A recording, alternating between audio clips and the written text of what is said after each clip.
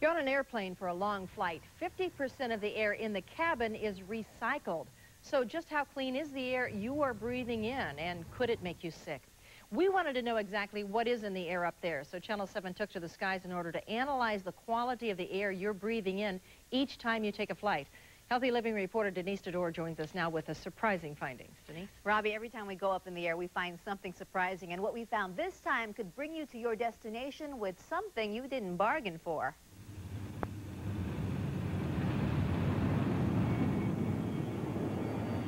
I think it's often feels not very fresh.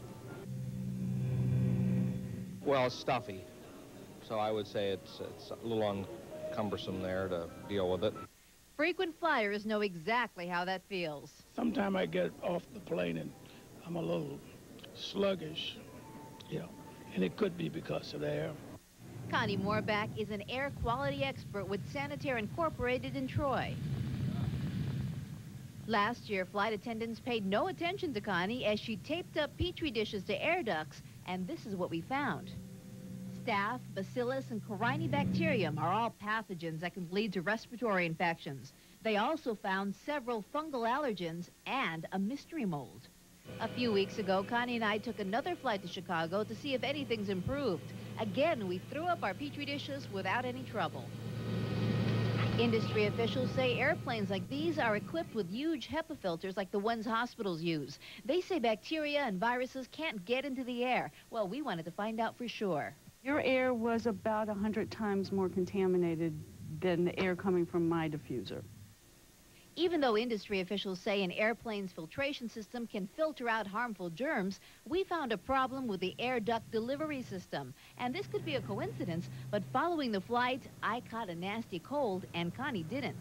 These Petri dishes might explain it. You see, this is what Connie was breathing, and this is what I was breathing. Even though we were sitting side by side, I was the one being showered by contaminants. That indicates to me that it's not a filtration problem, but possibly the lines that are delivering the air are contaminated. This is the plate that was over your head, and we did have an aspergillus on it and a little bit of bacteria, but you have a very large number of penicillium.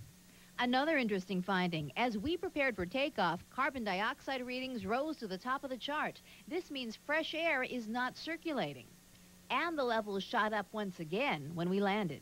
I wouldn't want to be sitting on the runway forever. I mean, you're breathing someone else's air.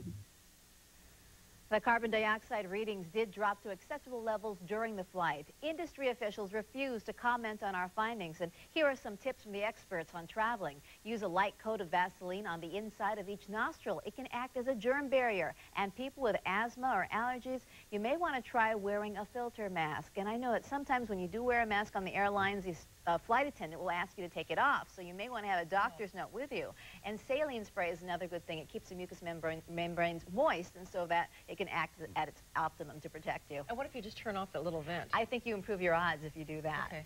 But sometimes... As for your colds, bacon double cheeseburgers will help you build up your resistance. Always back to the burgers. I'm telling you, they'll help build up your resistance. They should serve it as airplane food, huh? I wish.